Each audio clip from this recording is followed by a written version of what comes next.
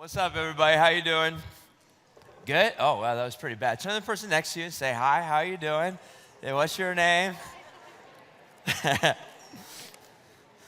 Good, man, good, man. Well, hey, if we have never met before, my name is Josiah. I'm the young adults pastor at this church. And I would love to say, first of all, if you're a young adult in this room, if you're between the ages of about 18 to 29-ish, I know that a bunch of us have been coming to the church for a while, and maybe you haven't quite connected with people very well. Just so you know, the young adult retreats are coming up very soon. They're coming up at the end of this month and at the beginning of next month. We have a college age retreat, so if you're college age, that's for you.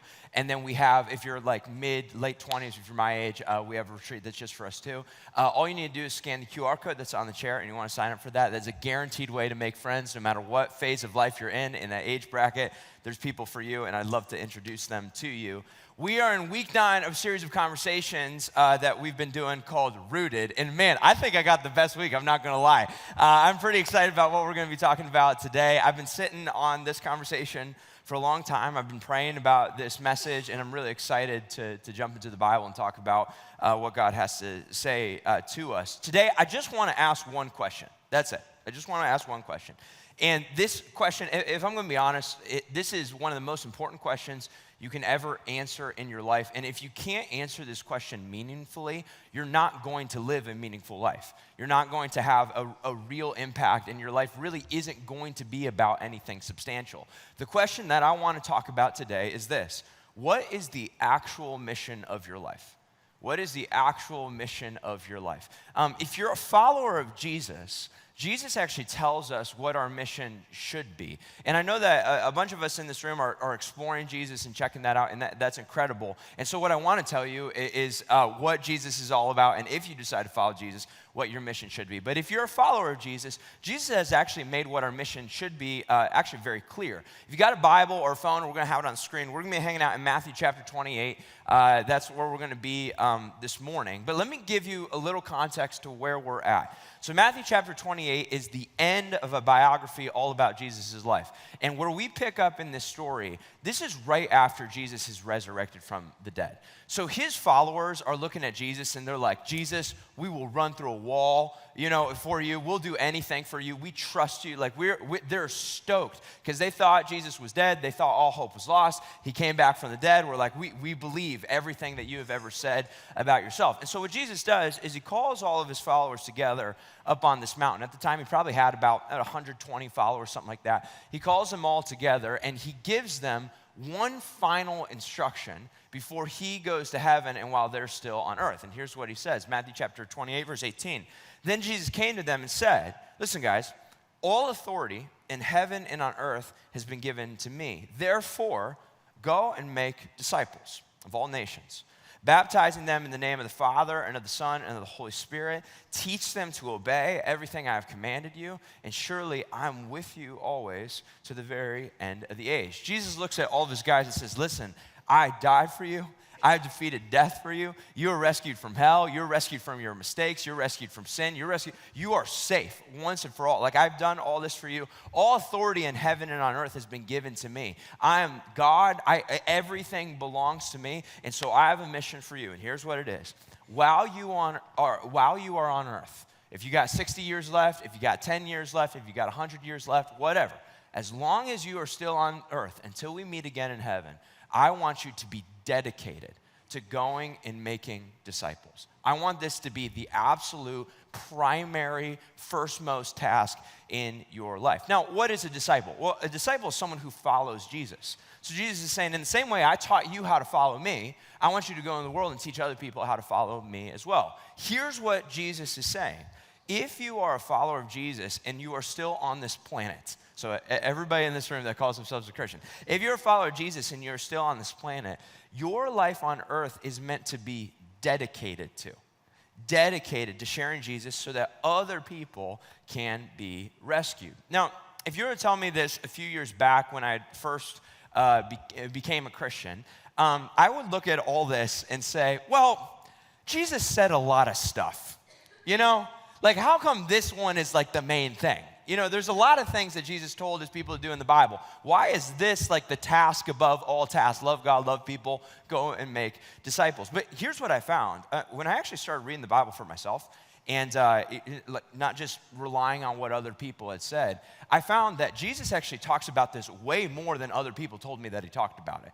In fact, there's 4 biographies of Jesus' life in the Bible. All 4 of them end the same way, with him gathering people up and giving a different version of the same mission. So in the book of Mark, Jesus ends it by saying this. He says, "Go into all the world and preach the gospel to all creation. Whoever believes and is baptized will be saved, but whoever does not believe is in danger. They will be condemned." At the end of the book of John, Jesus says this. He says, "As the Father has sent me, I am sending you." In the same way God sent me from heaven to rescue you, I am sending you into the edges of the planet to rescue everybody else. In the book of Acts, which is really the ending of the book of Luke that used to be 1 volume, here's what Jesus says. He gathers everybody up right before he goes to heaven, and he says, "You will receive power when the Holy Spirit of God comes on you, and you will be my witnesses." It's actually a key word. "You will be my witnesses in Jerusalem, and then in Judea and Samaria, and then to the ends of earth." Jerusalem, the city that we're in right now, Judea and Samaria, the next city's over, and then all the way to the ends of the earth. And every historian that has ever studied Christianity, early Christianity, whether they're a Christian or not, every historian has always looked and said, Jesus' followers understood that this was the primary task. There was no confusion in the early church as to what the mission was whatsoever. Jesus' disciples and his followers, they would go into a town, and no matter how hostile that town was or receptive that town was, they would walk up to people and they would tell them about Jesus. They would build relationships, teach them how to follow Jesus, and then they move on to the next town and then tell those people, and they'd start churches along the way. And when the government tried to persecute them, or when other religious groups came after them, or no matter what kind of suffering happened to them, the followers of Jesus were all so, not just the 12 disciples, every follower of Jesus was so determined to do this because that's the last thing Jesus told us to do. He told us we're all going to heaven. He told us he had rescued us, but he also told us that we have 60 years left, 10 years left, 100 years left. We need to go and make disciples. If you're a follower of Jesus and you're still on this planet, your life on earth is meant to be dedicated to sharing Jesus with others so that they can be rescued. That is your primary mission. But the inverse is also true. If sharing Jesus is not the primary mission of your life, either you're brand new to Christianity and you've never heard that before, and so that's fine, or I don't know that you're actually following Jesus. If this is not like the primary task, like the thing that I wake up every day, like this is the thing on my mind, either I've never heard this before and I'm new and I'm learning, that's great, or maybe I'm not as changed by God as I actually think that I am. I want you to imagine that you were on an airplane with 99 other people, 100 people on this airplane, right? And so you're flying over the Pacific Ocean, and through some freak accident, the jets go out on the airplane, and so you crash into the middle of the Pacific Ocean with 99 other people. And so you and these 99 other people are all in the water. There's no flotation devices, so everybody's just, kind of doggy paddling, trying to survive. And everyone knows there's no one for miles and miles and miles, hundreds of miles, no one's there. And so you're treading water, and you're trying to stay alive, but you know that you're going to drown.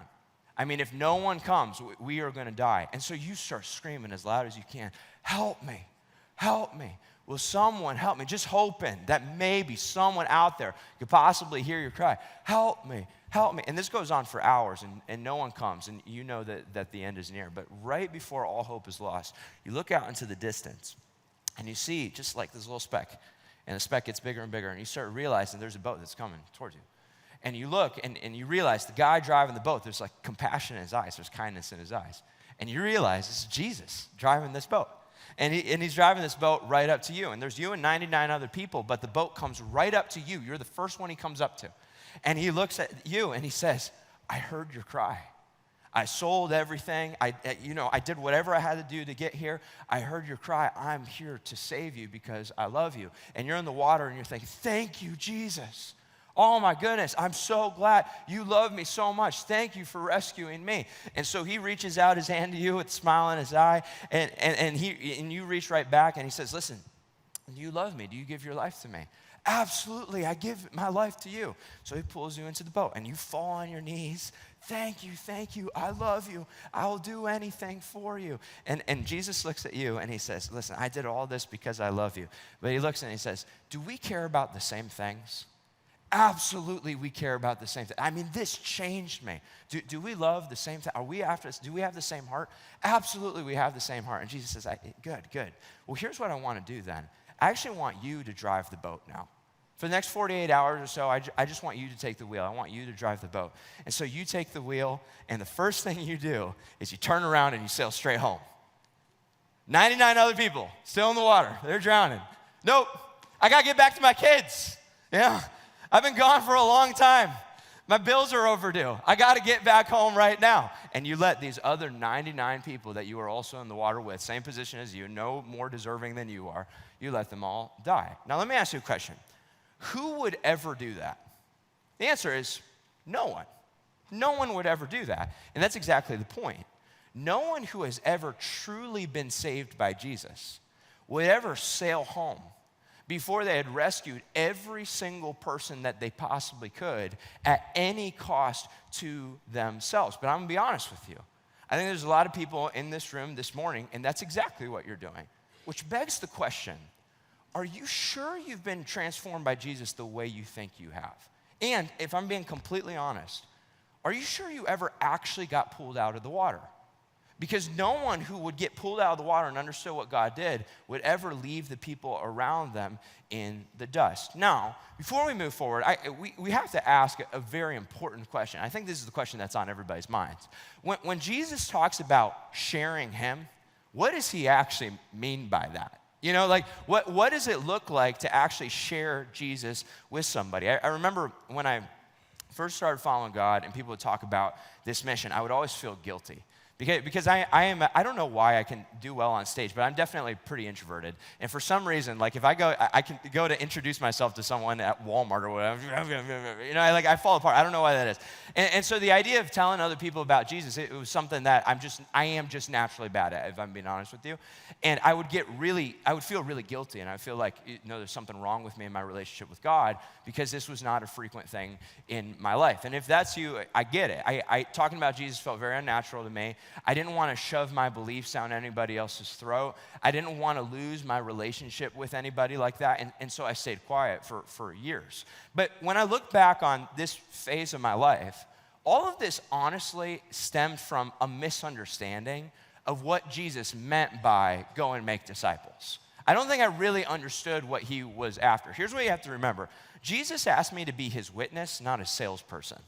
Jesus asked me to be his witness, not a salesperson. There's a big difference. When most of us think about sharing Jesus, we think of a sales pitch. That's the dude on Instagram that just like walks up to people and talks to atheists on the street, which is fine. That's the girl with the podcast that can answer every spiritual question. That's the guy with the megaphone that sits outside a Chipotle. They're always out, you know, every other week or so. You know, and so no wonder when you hear somebody say like, share Jesus at your work or in your neighborhood or whatever, you're like, bro, I work at an insurance company. You know, they don't let megaphones in at the, you know what I mean? Like, I don't know how I would ever naturally elevator pitch someone the message of Jesus. So my wife, Sarah, and I, we live in a house that has a lot of windows, which means, especially on like nicer days like today, every door-to-door salesman knows exactly when we're home. And this is the absolute bane of my existence. So one day, a while back, we were having a date night, and we were just trying to, you know, hang out or whatever after a long day. And this door-to-door you see them. They're always like kind of creeping by, you know. And he walks by, and he can see in the windows that we're home. And so he knocks on the door, and I'm just eating spaghetti, and I'm like, man, maybe if I just ignore him, he'll go away. But he can see through the windows, you know. And so he sees through the windows that we're home, and he keeps knocking, and I'm like, okay, I guess I got to talk to this guy. So I open up the door, and he's selling like insect repellent. Like that's what he does. He's like, you know, insect removal services. And he's like, hey, would you like some insect removal services? I'm like, no, I'm good. But this guy was so well trained, man. He had a memorized response for every single thing that I said. So he's like, do you want some insect removal services? I said, no. And he looks at me and goes, well, then what insect removal services do you have? And I go, well, I don't have any insect removal services. Believe it or not, this was not the top thing that was on my mind. And then he looks around and he's like, so I see you haven't lived at this house very long then. You haven't lived in here through the fall time. There's a lot of spiders in the fall time. Now, my wife has the worst arachnophobia of any person I've ever met in my life. So he just nailed it. Like, he didn't know how well he nailed it. But it was like I was playing chess with this guy. Every single thing that I said, he had this perfect response for. Honestly, the conversation just ended by me, like, slowly closing the door in his face while he kept talking. I'm like, how you like them windows now, And I locked him out of the house. Now, listen, I think that's what most of us think when we think about sharing Jesus. Like this unnatural, forced, elevator pitch, memorized response kind of a thing. And there's two problems with that. First, the vast majority of us do not have a memorized response for every question. And so even the thought, I think that's a lot of people's worst fears. What if I get asked something I don't know the answer to? But I think there's a second problem that's a lot worse, honestly. The second problem is my interaction with that salesman was so disingenuous. So disingenuous. He didn't care about me. He didn't care about my family. He was using me to hit his sales quota. I wanted to buy his insect repellent just to spray it in his eyes. You know what I mean? I was so frustrated with this guy because he was using me to hit his sales quota. And I know that there's probably a lot of people in this room, and you're not a Christian, and you felt like Christians have maybe witnessed to you in the past, but they weren't doing it because they cared about you. They were doing it because they were trying to win brownie points for God and hit their heavenly sales quota or something like that. Everybody listen to me. This is not what Jesus had in mind. Not even in the slightest. Jesus didn't call you to be a salesperson. He called you to be his witness. Now let's talk about this word for a second. What is a witness? All a witness is someone who sees something firsthand. All a witness is someone who witnessed something. They saw it with their own eyes. I want you to imagine that you're in a courtroom and you're being called as a witness, and there's been a murder, right? And you're being called as a witness in this courtroom. When you're up in the witness booth, is it your job to know everything about the case at hand? No. Is it your job to know all about forensic science and how DNA sampling works and that's how they got the fingerprint and this? No, of course not. Is it your job to know all about American law? No, you actually don't even have to know the laws. Is it your job to speak elegantly and beautifully and professionally? No, absolutely not. What's your only job as a witness? Your only job is to tell the room what you have personally seen. Your only job is to tell the room in your personality and your voice what you have personally seen. A witness is someone with a personal story about Jesus rescuing them. A witness is someone with a personal story about Jesus rescuing them. In John chapter 9 in the Bible, there's a perfect example of this. What happened was there was a man who was born blind. And so for 30, 40 years of his life, this guy was blind. Everyone in his town knew he was blind. He was always on the street corner begging because he was blind. He couldn't work a job. And one day, Jesus walks up to this guy and he heals the blind man. And now the blind man, for the first time in his life, he can see everybody clearly. And so he's walking around and he's dancing and he's all excited about this. Well, it turns out the leaders of that town, the religious leaders, they hated Jesus. And they were trying to track Jesus down in order to kill him. So the leaders come up to this formerly blind man, this guy that can see, and they start drilling him with questions to try and get some kind of question that would somehow implicate Jesus. And so they ask him, they're like, hey, is Jesus the Son of God? Now here's the problem. The formerly blind man met Jesus 10 minutes ago. He knows nothing about Jesus. So they're like, is Jesus the Son of God? He's like, I have no idea. And then they ask him, what do you think about what Jesus says about the cultural hot topics right now? What do you think about Jesus' more controversial teachings? He goes, I don't even know what Jesus' stance on any of those things are. And then they ask him, is Jesus a sinner? Do you think that Jesus is a sinner? And here's the man's most baller line. Here's his response. I don't know whether he is a sinner, the man replied, but I know this. I was blind, and now I can see. Here's what I do. I don't know any of that, but here's what I do know. I was blind 15 minutes ago, and now I can see. That is a witness. He just relayed what God did in his life personally. Listen, Jesus is not asking you to prove how the Bible is perfect and it has no mistakes. He's not asking you to argue the ins and outs of Christian theology. He's not asking you to tell your non-Christian friends that they need to follow Christian morality. He's not asking you to work for the church, and he's definitely not asking you to speak elegantly and professionally, and he's not asking you to speak any differently than you speak every day when you're talking about what you had for breakfast yesterday. Jesus is just asking you to share your personal story. He's just asking you to share your personal story. And here's what's amazing about our culture right now. Our culture is so receptive to this. Most people think if they bring up Jesus that people are going to get all mad or whatever. But the truth is, I just was reading a survey this morning. They did a survey that they found 80% of non-churched Americans would go to church if just someone invited them. You know what I mean? The fear is way more in the Christians than it is in the non-Christians. And people are so open to your story because our culture values people's story. They want you to speak your truth, right? Your story is authentic, personal, and in many ways irrefutable. Your story is authentic, personal, and in many ways irrefutable. I was talking to a friend who had just started following Jesus the past year. So she was brand new to this whole thing. And here's what she said. She said, listen, I don't know much about the Bible or anything like that. I'm brand new to this whole thing. But here's what I do know. Before I knew Jesus, I had crippling anxiety. I mean, I couldn't get out of bed in the morning. This was plaguing my life. And listen, I still struggle with anxiety here or there, but the moment I accepted Jesus, my panic attacks went away. They were gone. Now listen, her friends might not want to know about her stance on X, Y, and Z, but they are going to want to know where she found that peace. Your story might be something like this. It might be something like, listen, I don't know much about religion, whatever. But here's what I do know. Before I knew Jesus, I hated my dad. And that was a burden I carried all day, every day. And when you hate one person, you slowly start getting bitter against other people too. And so this was a weight on my shoulders. But when I met Jesus, not only did he teach me how to forgive my dad, he taught me how to actively love my dad, even though my dad does nothing but hurt me. Listen, people in your life might not want to know about your random opinion on this or that, but they want to know where you found that freedom. I have another friend, and his story goes like this. He says, listen, my struggles are still here. I still fall into pornography. I still struggle with depression. I still make really stupid decisions that have hurt a lot of people. But now that I know Jesus, here's the difference. I know I'm forgiven. And the more I realize that I'm forgiven, the more those other things are slowly being healed. But I know that it doesn't matter how good or bad I do, I am loved just the same. And listen, people want to know how he found his confidence, even though he kind of has nothing going on in his life that would give him confidence. Because no one in our culture knows how to have their head up high when they fail. So listen, if you want to know how to share Jesus regularly, listen, man, when the disciples are going town to town, they're sharing Jesus often. When Jesus said, go and make disciples, I really don't think he had in mind, every 2 years when the stars align and my buddy asked me for the reason of the hope within me, that's not what he had in mind. He was thinking like every week, maybe a couple times a week, very often. I don't know, there's no set frequency, but he's thinking this would happen all the time.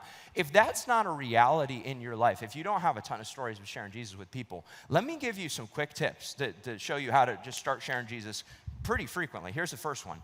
Start with the 10 people you see every week. Start with the 10 people you see every week. So many of us, when we imagine sharing Jesus, we imagine pulling up to like some random homeless person on the side of the road. And if God asks you to do that, that's awesome, and you should go for that, absolutely. But if we're being honest, all of us have about 10 to 15 people that don't know Jesus, and your kids don't count, 10 to 15 people that don't know Jesus that you see almost every single week. And those are the people that God has entrusted to you.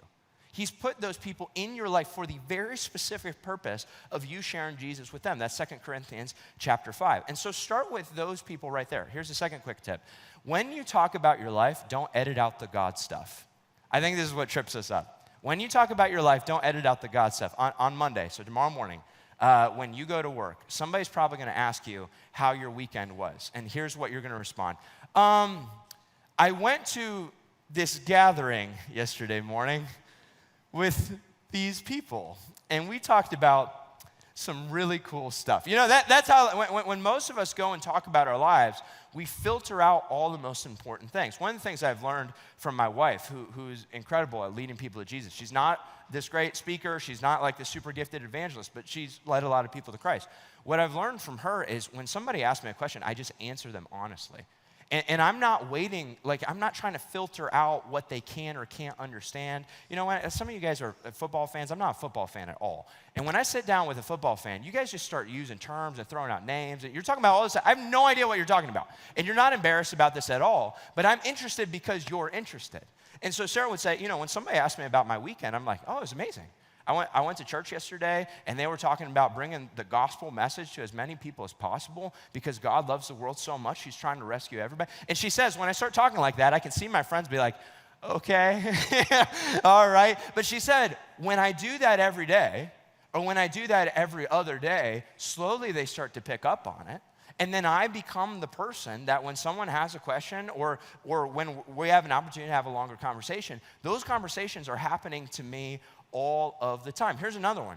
When someone asks you how you're doing, answer the question honestly. Dude, I'm really struggling. If I'm being honest, like the finances aren't great. But I've been learning to try and talk to God about my finances. And God has been teaching me that I don't need what the culture says that I need to be happy and that God's going to provide. Just answer that question straight up, whether they can track it or not. I bet you most of us have an opportunity to share Jesus every day or every other day. And we're passing it up because we're filtering out all the most important content. There's the second quick tip. Stop doing that. And here's the third quick tip. Don't pre-decide who can handle it and who can't. Don't pre-decide for someone else who can handle it and who can't. As soon as I said, start with the 10, 15 people in your life that don't know Jesus, all of us just filtered out probably 4 or 5 people. And you go, well, my sister, we don't really get along. Well, this person has this sign in their yard, so I guess, they're just hopeless. Well, this person would never be receptive. And what you're doing when you're doing that is you're playing the role of God. It is not our job to determine how someone responds or how someone doesn't respond. It's our job to share it with everybody and give everybody equal access to the Savior that we don't even deserve to know. Now, let me tell you something about God. God's favorite trick is saving the least expected person.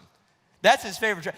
So I run this ministry collective. Our ministry is built off of lost causes. Like that is 80% of the room. The person that no one ever thought would come to Jesus in a million years. If you're being honest with yourself, the real reason you're not sharing Jesus with that person is not because they're unreceptive. Normally it's because you're insecure. And so don't let your insecurities determine who God does and doesn't want to save, because the scriptures say that God wants to save everybody. Now, those are 3 helpful tips. Can I just be honest?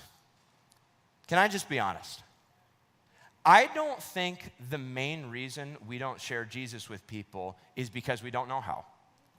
And I don't think the main reason we don't share Jesus with people is because of a lack of opportunities. If I'm just being honest, the main reason we don't share Jesus with people is because your life mission has never actually changed. The main reason we don't share Jesus with people is because the daily mission of my life has never actually shifted the way that Jesus told me it should shift. So I have a friend who works at a very big, growing, successful company in Akron. I won't say what the company is, but you would all know what this company is. And he's a young guy, and he's doing really well, and he's getting a lot of offers in this job, and he's very, very good at his job. But every single morning, my friend wakes up with the same prayer, and he says this to God. He says, God, I know that you have sent me to this company not to be successful, not to make money, and not to cause the company to grow. I know that the number one reason you have sent me to this company is because the other people in this company do not know you. And you want me to share who you are and your love for these people in the company. And so every single day, and he works his butt off because no one listens to the lazy guy, right? So he works his butt off. But every single day he says, my task number one, the number one thing I'm looking for is not a new sale. The number one thing I'm looking for is opportunities to tell someone about Jesus. Jesus, every day he prays, Jesus, would you give me an opportunity to talk to at least one person? And then he'll say, if that means I get passed up for a promotion, so be it. If that means for some reason I get fired, I don't know why he would get fired, but if for some reason it came down to that, so be it, because I know why I'm here. You sent me into this company for this reason. Now, he had a goal. His goal was to share Jesus with every single person. And one day he realized that he had accomplished his goal. every person that was on his floor that he interacted with on a regular basis with his work, he realized that he had at least a 1 to 2 hour conversation, individual conversation, with every single one of those people about the gospel in a way that personally made sense to them. And multiple people from his company have come to know Jesus and are a part of our church right now. This is all, he's only worked there for 2 years. This is just within 2 years. This has all happened. And he's not an elegant speaker, man. He's not like super friendly, that's not his thing. But that is absolutely his goal. But he wasn't done. Because it turns out that there was a floor above his floor. He had shared Jesus with everyone on his floor. But the floor above him was where all the executives were. And he didn't have any meetings with the executives, but he wanted to bring Jesus to the entire company. And so he prayed and was like, God, how can I bring, obviously the status difference between him and the executives was astronomical. How can I bring Jesus to the executives that are upstairs? And he prayed. And one day he called me and he said, Josiah, I got to tell you about something. I've been asking God about this, and for the past several weeks now, every single day, God has put the same thing on my heart, and I am absolutely terrified. Like, what is it? He goes, well, my boss, my direct report, who is upstairs with the executives, he claims to be a Christian. He doesn't talk about it. He doesn't share it with anybody, but he says that he's a Christian. And I have felt the Holy Spirit tell me every single day, you need to talk to your boss. And you need to tell him that I, God, have told him he needs to share his faith with everybody else. He needs to make the mission of his life the mission that he claims the mission I actually gave him. And my friend's talking to me on the phone, and he says, Josiah, I've never been more afraid to have a conversation in my entire life. This is absolutely terrifying. And so he sets up an appointment with his boss. He's like, hey, can I talk to you about something personal? The boss says, absolutely.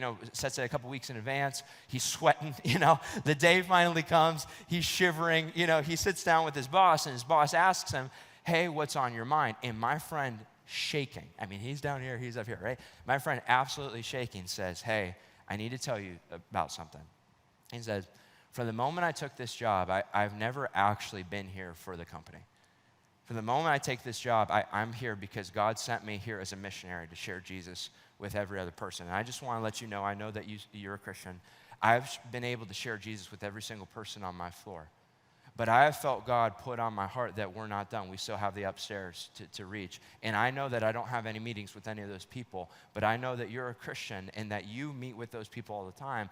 And so God is telling me to tell you that you need to share Jesus, the love of Jesus, what God has done in your life, with all the executives that you work with. Now, as soon as he said that to his boss pulls out all the excuses. The first thing his boss says, well, here's what you don't understand. I don't tell people about Jesus with my words.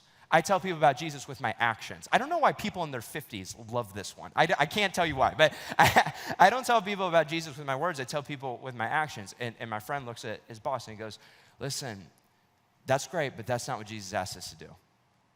Romans chapter 10 says, how can they believe unless they hear, and how can they hear unless someone tells them? It's awesome that you're doing it through your words. That's great, but be my witness. That means actually speak about something. Besides, it's not working. You've worked here for 10 years. No one has come to know Jesus because of this. It's not working. Well, then his boss pulls out the handbook, the copy of the company handbook in his desk. He pulls out the handbook and he flips over to the religious tolerance page or whatever, and he reads a little excerpt about having religious conversations. And he says to my friend, well, God would never ask me to do anything that goes against the company handbook. God would never ask me to do something that dishonors, the people around me. And listen, we can laugh at that, but honestly, I think we give ourselves that kind of excuse all the time. Basically, God would never ask me to be in an uncomfortable situation, ever. And so he reads that, and my friend looks at him and shaking. My friend goes, that's not true. When Jesus' disciples were going from town to town to town, the governments were telling them, you need to stop, it's against the law. And they loved the people that work for the government, and they served the people that work for the government, and they said, we're not going to listen to that because we serve a higher master. And they were willing to get fired, and they were willing to get in trouble, and they were willing to even die to the point of death. That is not true. And my friend looked at his boss, shaking, and here's what he said. When you decided to follow Jesus, you chose a different boss, and you chose a different mission. When you decided to follow Jesus, you chose a different boss, and you chose a different mission. And if you're not willing to pick up the cross that Jesus picked up for you, you can't say that you're following him. Now, let me ask every person in this room right now, are you sure you've changed your mission? Are you sure?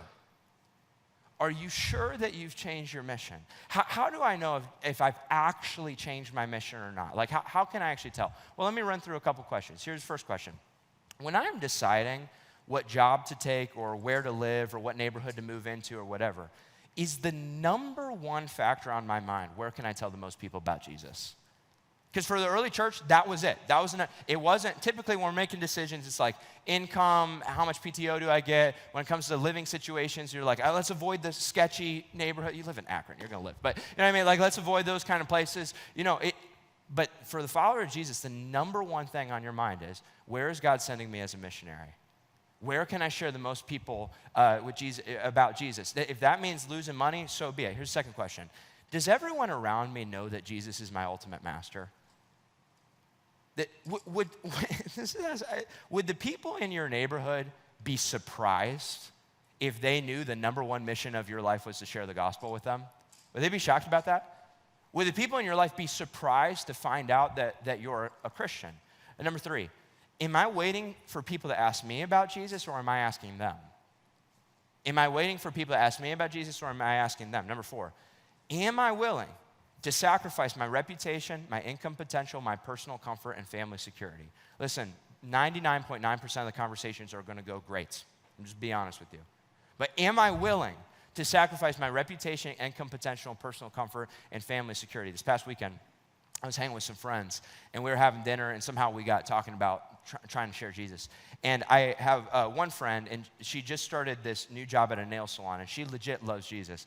And she said, listen, I just started this new job at this nail salon. I have all these new coworkers, and I want to share Jesus with them. That's really what's on my mind every day. But I don't want to be like the corny Jesus girl, you know? Like, I kind of want to be like a little more in the group before I'm like the corny Jesus girl. And she threw that out there, and one of the people sitting there, my wife Sarah was not there, but one of the people sitting at dinner was Sarah's old boss, Steph. And Steph was led to Jesus by Sarah when they worked together. And so they worked together. Sarah led Steph to Jesus, and now Steph is sitting there. And Steph speaks up to this girl that works at the nail salon, and she said, hey, can I just say something? She's new to following Jesus, but she said, can I just say something? Sarah, at our workplace, she was the Jesus girl. Like, for sure, she was the Jesus girl. And she wasn't corny, and she wasn't, ever judgmental or telling people how to live their life. And she didn't have like a Christian Instagram account that she was trying to put. It was nothing like that. She worked very hard, but she was the Jesus girl for sure. Like, when people talked about her, they knew, if I'm going to talk to Sarah, I'm going to have a Jesus conversation. But then Steph said, but I would have never come to know Jesus if she wasn't willing to do that. I would have never come to know Christ if she wasn't willing to do that. In other words, she sacrificed her reputation for my soul. Are you willing to do that? Which leads me to the next one. When was the last time I actually told someone about Jesus?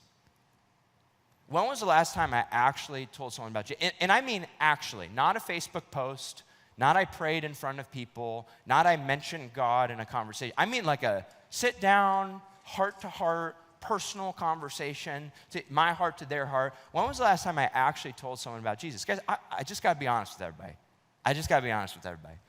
Some of us in this room have been Christians for years. So if you're a newer Christian, you're off the hook for this next section. But some of us in this room have been Christians for years, decades even. Some of us have been going to this church for years. If you prayed every day for opportunities to share Jesus in your neighborhood or with your family or with your friends or at work, and if you actually made that your number one priority, you would get to share Jesus all the time. I'm not saying it would be absolutely every day, but you would have a lot of stories. So if you're not meaningfully sharing Jesus with people on the regular, it's probably not because there's a lack of opportunity. It's probably because it's not your actual priority. You're lying to yourself. It's probably not because of a lack of opportunity. It's probably because it's not your actual priority. Listen, I have seen the most introverted people, the most socially awkward people, the most biblically uneducated people bring others to Jesus left and right, and I see that every single week. Why? Because it's not about who's the most talented when you're speaking authentically. It's not about who's the most talented. It's about who's the most determined. And these guys are looking and saying, I have to share with my friends what Jesus has done in my life because I want Jesus to do the same thing in their life that he's doing in mine. It's all motivated by love. Some of us have been going to this church for years, decades even, and not even once, have you sat next to somebody that you brought in from your work, from your neighborhood, whatever, that didn't know Jesus. Now listen, maybe everybody you share Christ with is turning you down. And that's great. Maybe everyone you share Christ with is going to a different church, and that's great. But I don't think that's most of us. And so my question is, like, are you sure your heart is where you say it is? Are you sure your heart has pivoted because of the rescue mission of Jesus in your own life? Now, here's where this all boils down to. Some of us in this room are lying to ourselves about where we're actually at. Others of us in this room are like sincere. Like you're like, I really want to share Jesus. I just really don't know how, and I really get nervous, but I really, really want to do that. The solution to both of those situations is exactly the same. Let me give you the solution. Here you go. When I realize how much it cost Jesus to save me, I won't be able to shut up about his love. You want the solution? Here you go. When I realize how much it cost Jesus to save me, I won't be able to shut up about his love. You know, if someone came up to me and said, hey, Josiah, your dad paid off a debt for you. Your dad paid off a debt for you. How grateful would I be? Well, it depends on the debt, right? If I found out that I had an overdue Netflix bill, and Netflix, Ted Sarandos, was about to cancel my subscription personally. And my dad goes, not on my watch. And so my dad pulls out his credit card and he pays the, $12 or whatever it is, and he pays my Netflix bill. If I found that out, I would look at my dad and say, wow, Dad, thank you. Man, that was really kind of you. Thank you. I know you love me. That's incredible. But if I found out that my mortgage payment was overdue, and I was about to get in legal trouble because of this, and my dad pulled out his credit card and he paid my mortgage payment, and he said, don't worry about it, son, don't worry about it. I would look at my dad and say, wow, Dad, thank you. I know you love me. Thank you so much. That is so generous. I can't believe you would do that. But if I found out that the leader of a cartel was trying to kill me because of money that I owed him and mistakes that I had done, and this cartel leader was absolutely out for blood, and my dad found out about this whole interaction, and my dad went up to the leader of the cartel and said, listen, whatever he owes, whatever you're going to do to him, do it to me instead. Just don't touch my kid. Whatever, just do it to me instead. And so what that leader did is they waterboard my dad. And they pull out all his fingernails. You know that torture where they put the splints up? They do that to him. And they just keep punching him and stabbing him and stabbing him. And they stab him so much they get him right up to the point of death, but he's still somehow hanging on. And then on top of all that, my dad empties out all of his savings, all of the money that he has. He sells off his house. He sells off his property. He sells off his car. And he gives every single penny that he has to this cartel leader to pay off my debt. And the whole time they're punching him, he says, do whatever you want to me, just do not touch my son. Do not touch my son. If I found that out, and I saw my dad all bloodied and bruised, and my dad just takes his hand, shaking, puts his hand on my shoulder and says, son, don't worry about it. I love you. Don't worry about it. If he did that, I would fall on the ground weeping and say, Dad, how could I ever repay you? What could I possibly do for you to show you how much I love you? Thank you, thank you, thank you. I know that you love me. Guys, I'm going to be real. I think most of us believe that Jesus saved us from an overdue Netflix bill. And that's not true. I was drowning in my sin, From all the mistakes, from all the selfishness, I owed a debt I could not pay. And my Father in heaven volunteered My God volunteered and said, do whatever you want to me, I'll pay it, just don't touch my kid. And so they took God and they beat him and they spat on him and they tortured him and they put pegs through his wrists and through his legs and they hung him up on a cross to suffocate, barely hanging on, dripping blood. And the whole time that Jesus was up there, Jesus kept saying with compassion in his eyes, do whatever you want to me. It's fine. I'll pay it. Do whatever you want to me. Just do not touch my kid. That is how much God loves you. When Jesus was hanging on the cross, he had your face on his mind. If you were the only person that existed and every other person stopped existing, you were the face that was on his mind. And if you knew that the God of the universe did that for you because your debt was so high, you wouldn't be able to shut up about it. And so if you found out that God had another kid that was drowning in the water that he also died for, that he loves just as much, the first thing you would do after this whole thing, you jump right into the water and save that kid. If you found out that God had a daughter that was being trafficked out there, you would turn into Liam Neeson faster than Liam Neeson. And you would run, and no matter what it cost, no matter how badly it hurt, you would do anything. Why? Because you know that you would never even be able to repay God 1% of what he did for you. And so when Jesus looks at you and says, go and make disciples, I'm going to let you drive the boat. I'm going to spend the rest of my life, if I got 5 years, 60 years, 100 years, I don't know, but I'm going to spend every single minute of that trying, to the best of my ability and all of my stupidity, trying to sail around and save as many people as possible. Why? Because as God has loved me, as the Father sent Jesus, as God has loved me, that's how I want to love the people around me. I have a mission, and obviously, I can't save anyone's soul, but what I can do is I can tell them about the one who can. And that is the mission of my life, because I'm already secure in heaven. That is why I am here. A while back, I was going through, honestly, just a rough season in my relationship with God, and I felt like God was very distant. And if I'm being just keeping it real right now, I'm kind of in the same season right now, so I kind of come back to this story personally. And I remember in the middle of this down season, we were doing one of the collective retreats that I teach at, and the collective retreats are so draining to me because I teach 4 times, and there's all this, it's just a lot.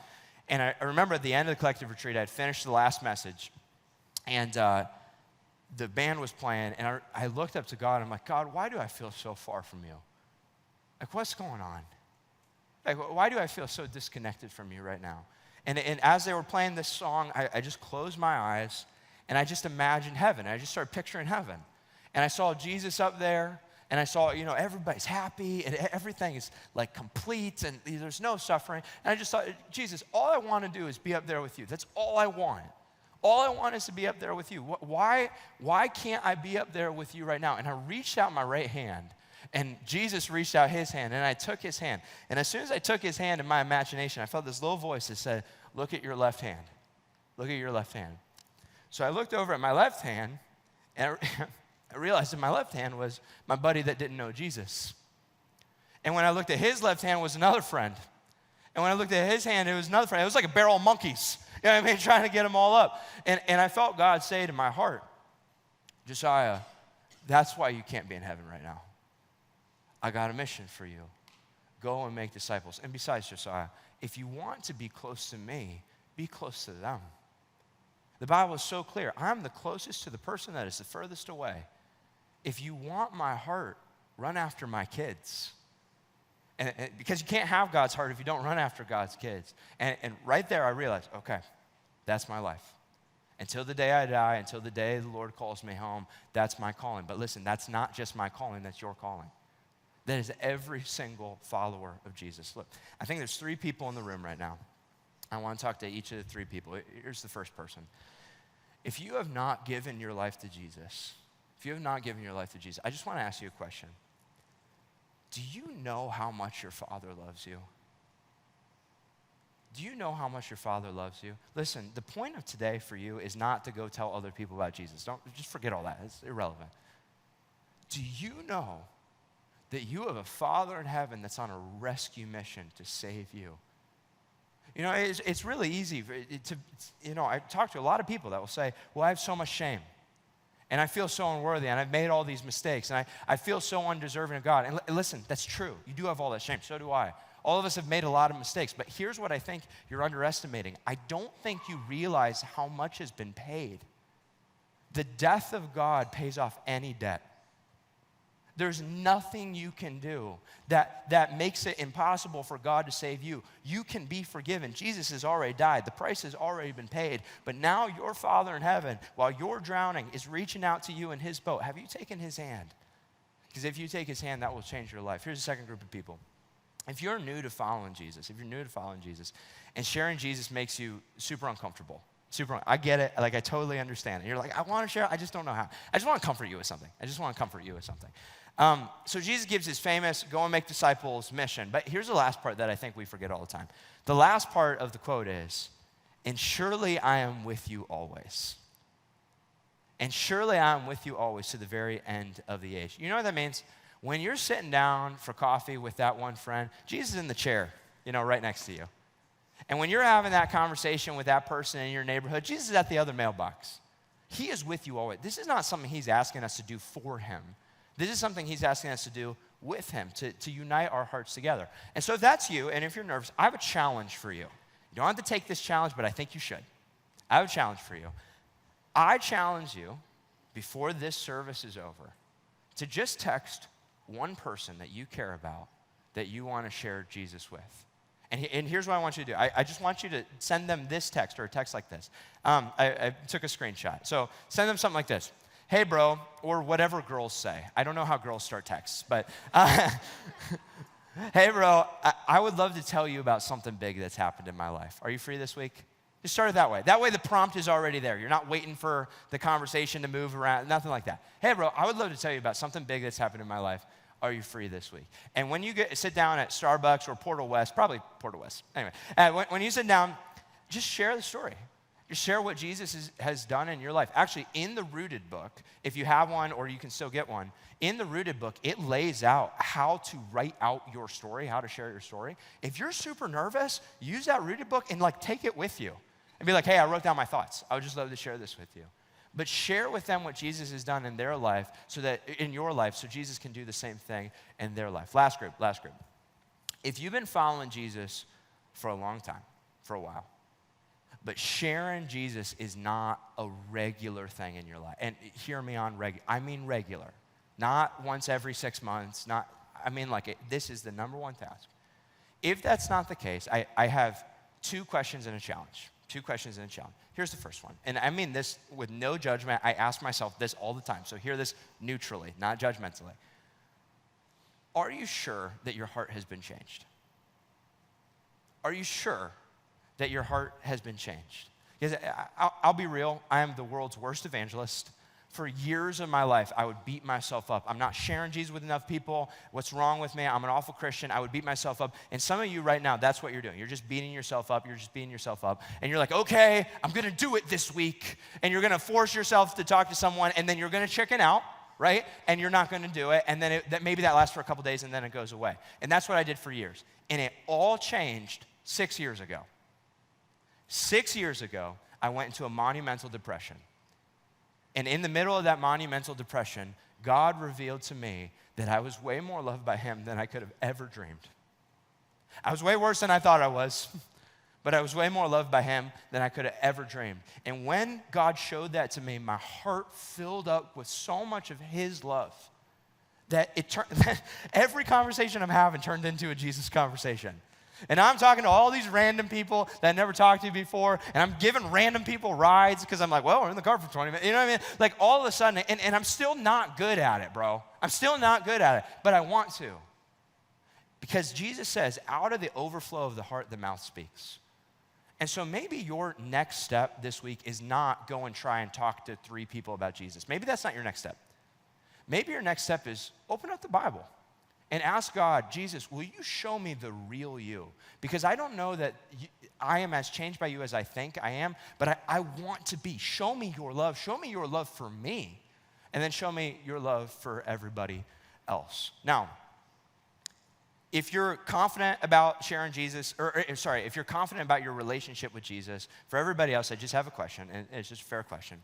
What is the actual mission of your life? It's for everybody. What is the actual mission of your life? Are you on a rescue mission every day? Are you on a rescue mission every day? And if you love Jesus and you know Jesus' love for you, but you aren't sharing Jesus with as many people as you want to, here's my challenge. Here you go. Ready? I want you to text, before this service is over, I want you to actually text 3 people. 3 people. And maybe these are 3 people that you know this conversation probably should have happened a long time ago. And text them with the same prompt I gave earlier. Hey, I want to tell you about something big that God's doing in my life. Are you free this week? I just want you to text 3 people. You don't have to do it. It's completely up to you. But text 3 people to share what Jesus has done into your life. And from now on, tomorrow morning, for the rest of your life, you are on a rescue mission everywhere you go. Go and make disciples of all nations, baptizing them in the name of the Father and the Son and the Holy Spirit. Teach them to obey everything I've commanded you. And surely I'm with you always to the very end of the age. Will you pray with me while the band comes up? Jesus,